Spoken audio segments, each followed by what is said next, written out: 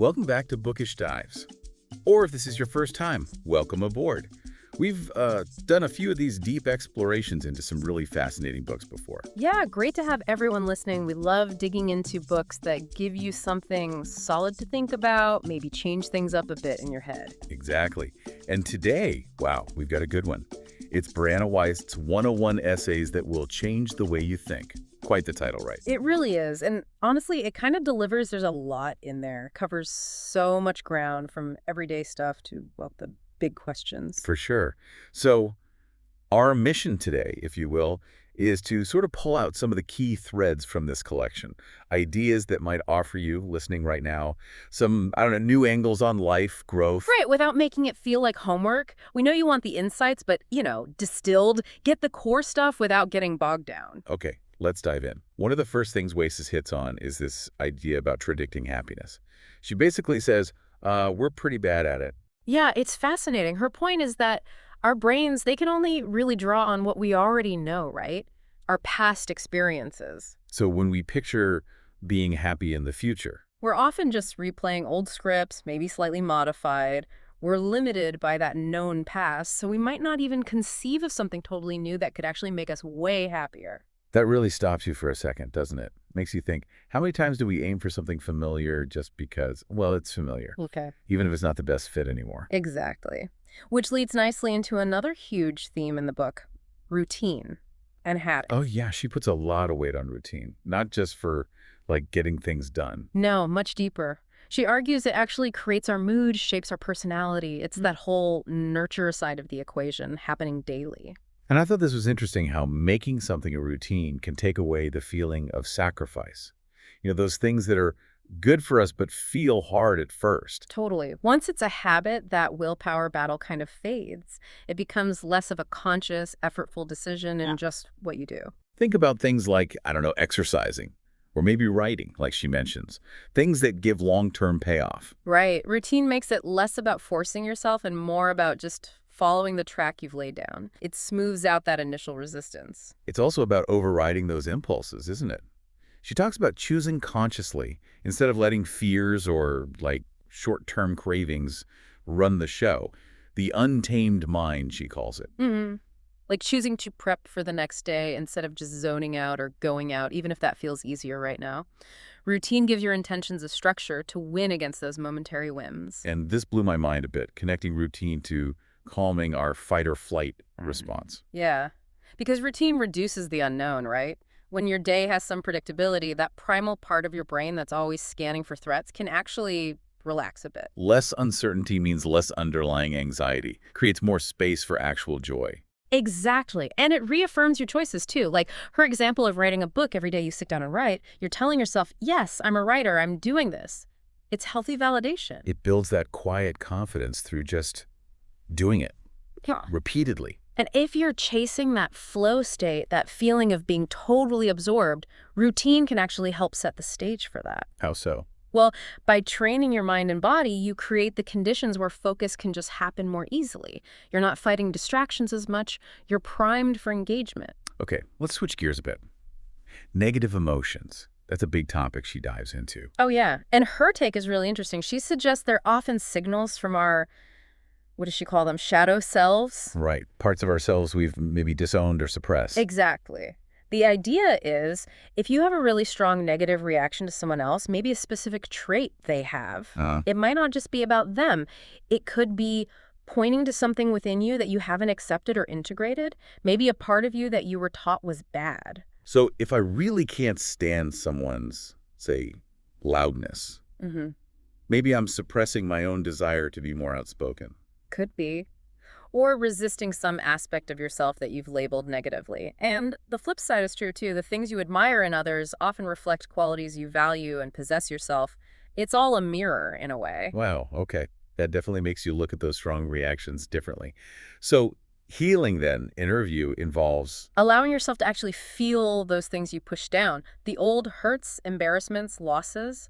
Not burying them deeper, but giving them space. It's not about becoming numb. In fact, she says numbness isn't an absence of feeling. Right. It's the presence of everything unprocessed, like being emotionally overloaded. So you just shut down. It's a defense, but it cuts you off. And she even breaks down what certain emotions might signify, like sadness could be attachment to things being different, guilt, maybe fear about your standing with others. Shame, fear of being fundamentally flawed in their eyes. They're like little diagnostic tools if you listen to them instead of just trying to shut them up. Very useful framework.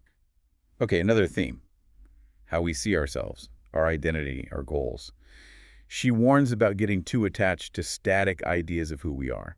Yeah, because we change, right? We evolve. And if you're clinging to an old version of yourself or an idea of who you should be and reality doesn't match, well, that causes suffering. You're trying to fit into a box that's too small now. Exactly. And sometimes that we get more attached to the label like a job title than the actual day-to-day reality of it. Oh, that's so true. Focusing on the status instead of asking, do I actually like doing this every day? Right. And it loses sight of whether it still fits who you're becoming. I liked her signs of a good life that aren't just about, money or status. Things like having your own space, even if it's tiny. Yeah, or like losing relationships because you grew, not because you settled. Having real interests. Knowing how to take care of yourself.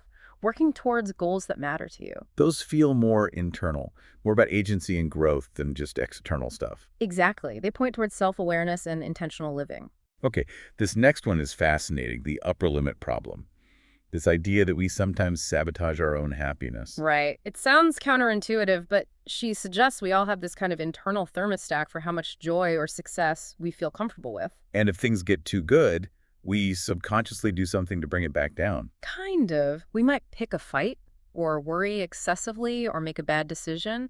It's like we default back to a more familiar level of, well, often low-grade stress or struggle because comfort is familiar. And there's that fear, too, that if you're truly happy, you'll lose your edge, your ambition. Like contentment equals laziness. But she pushes back hard on that.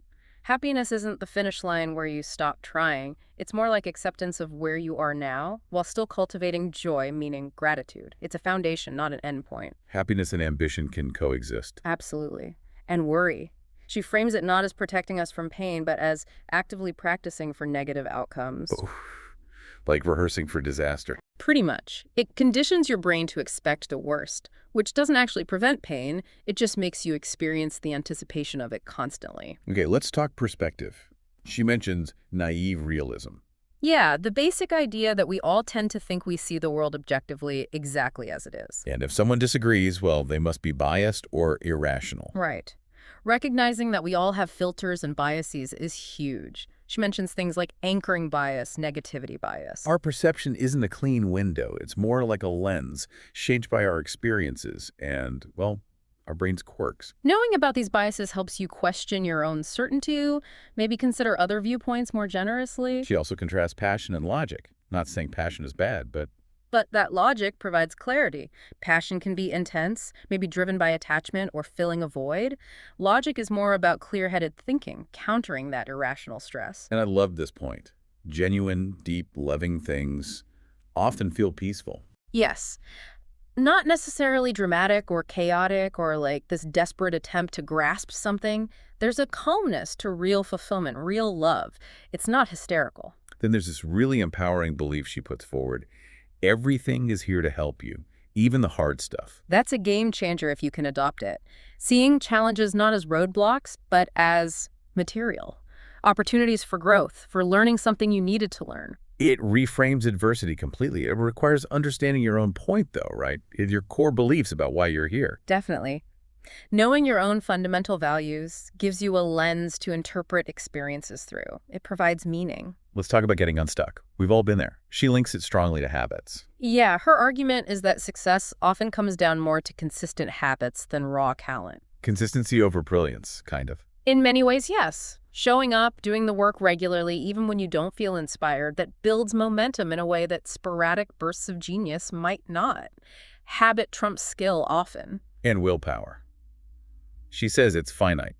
You can't just try harder indefinitely. Right. So it's smarter to design your environment to support your goals. Remove temptations, automate decisions where you can, make the good choice the easy choice. Don't rely on white-knuckling it all the time. Reduce decision fatigue. She touches on the stages of skill learning too: cognitive, associative, autonomous. Which is just helpful for understanding that learning takes time. You start clunky and conscious, cognitive, then it gets smoother with practice, associative, until finally it's almost automatic, autonomous. Be patient with the process. And that feeling of being stuck. Maybe it's not a dead end. Maybe it's just a pause, a necessary moment to question, okay, is this direction still right for me? What's my purpose here? It's introspection time, not failure. Shifting to love and relationships, a huge area. Her take, Yeah. love isn't earned. No, it's developed. It's about your capacity to open your heart, not about meeting some external standard of worthiness. It starts inside you. And relationships act like mirrors. Big time. They reflect back your own stuff, your insecurities, your patterns, how you give and receive love. They show you yourself, basically. So the point isn't for someone else to complete you. No, it's to make you more aware. And that awareness is ultimately your own journey, your own work to do. Relationships are just a powerful catalyst for it. Seeing yourself fully, the good and the less good. Yeah, embracing the whole package. That's the foundation for real self-acceptance and then for healthier connections with others. And she suggests that big love often comes after some kind of heartbreak or loss. It can, yeah. Because sometimes that pain breaks down walls, makes you more open, more willing to be vulnerable, more appreciative once you've healed and accepted yourself more deeply. Let's talk about stillness, something we don't get a lot of. Definitely not encouraged in our culture. Right. But she argues it's crucial for mental health, mindfulness, creativity. About being, Yeah. not constantly doing or consuming. Right. That quiet space is where you process things, where insights can actually bubble up. It's not empty time, it's restorative time. And her point about pleasure not curing pain, that was striking. Yeah, because they're on the same spectrum. You can't selectively numb pain without also dulling your capacity for joy.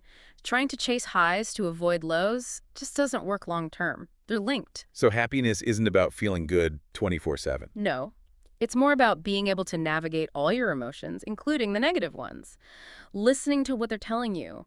Pain isn't the enemy, it's a guide, a really important one. Okay, radical honesty. Sounds scary. It can be. Being truly authentic, saying what you think and feel, even if it's unpopular, it goes against the grain. But she argues it's essential for real connection. Risking disapproval to be yourself. Exactly. And again, heartbreak comes up. Sometimes it's necessary to break down our resistance, our defenses against feeling pain so we can grow. And it's not just wanting a certain life, but believing you deserve it. That core belief in your own worthiness is key. It fuels the actions you need to take. She also clears up the love yourself first idea. It's not about achieving perfection. Right. It's more about not looking for a relationship to fix you or fill a hole, coming to it whole, or at least committed to your own wholeness. Okay, wrapping up, the big overarching theme seems to be mindset, taking control of your thoughts. Absolutely.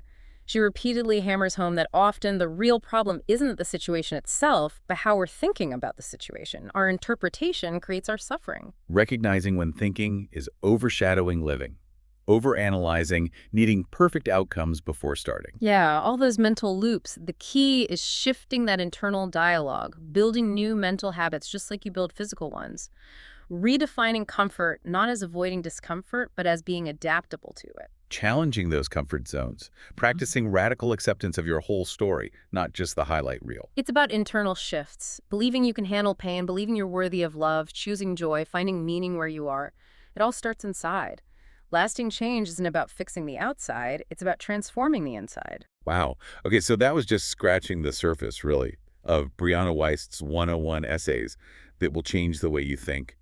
So many little light bulb moments in there. Definitely. It really makes you pause and examine your own default settings, your beliefs, your reactions. We really hope this conversation sparked some thoughts for you listening in. Maybe some of these ideas resonated or gave you a new way to look at something in your own life. And hey, if you enjoyed this deep dive, please do follow Bookish Dives. We'll keep exploring more books like this, unpacking the big ideas. Because maybe, just maybe, changing your life doesn't always start with some huge external leap. Maybe it starts with those small, subtle shifts in how you choose to think about it all. Something to ponder. Thanks for tuning in.